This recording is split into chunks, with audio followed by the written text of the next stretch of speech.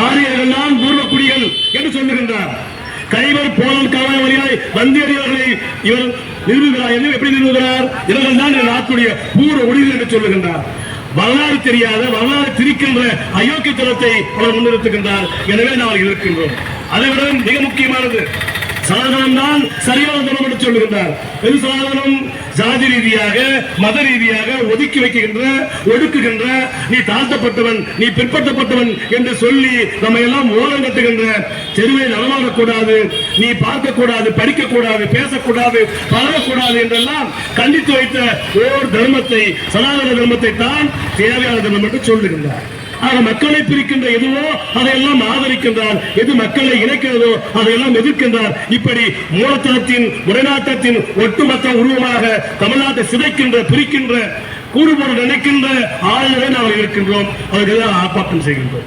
திராவிடம் என்று ஒன்று இல்லை என்று கதை இழக்கிறார். திராவிடத்திற்கு இந்த நேற்றல்ல 1000 ஆண்டு வரலாறு உண்டு.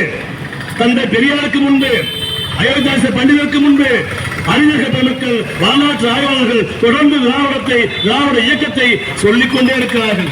திராவிடம் இல்லை என்று சொன்னால் ஆர்.என். ரவிக்கு இங்கே வாய்ப்பு இருந்திருக்காது, வேறு எவருக்கும் அந்த வாய்ப்பு கிடைத்திருக்காது. இந்த மண்ணில் நடக்கின்ற நடமாடுகின்ற உரிமையை இந்த மக்கள் பெற்றதற்கு அடிப்படை காரணம் ஆரியத்தை எதிர்த்த திராவிட சிந்தனை என்பதை நாம் மறந்துவிடக்கூடாது. அப்படி ஆரியத்தை, அடிவழித்தனத்தை, அடிமைத்தனத்தை ஆதரிக்கின்ற ஆளுநர் இந்த மண்ணுக்கு தேவையா? சுயமரியாதையை, பகுத்தறிவை விதைத்து எல்லா மக்களுக்கும் நீங்கள் சமம், சமத்துவம், சகோதரத்துவம், சுதந்திரம், விடுதலை என்று சொன்ன புரட்சியாளர் அம்பேத்கர் தந்தை பெரியார் தந்த கொள்கைகளை வேண்டாம் என்று மறுக்கின்ற இந்த கேடி இந்த நாட்டுக்கு தேவையா?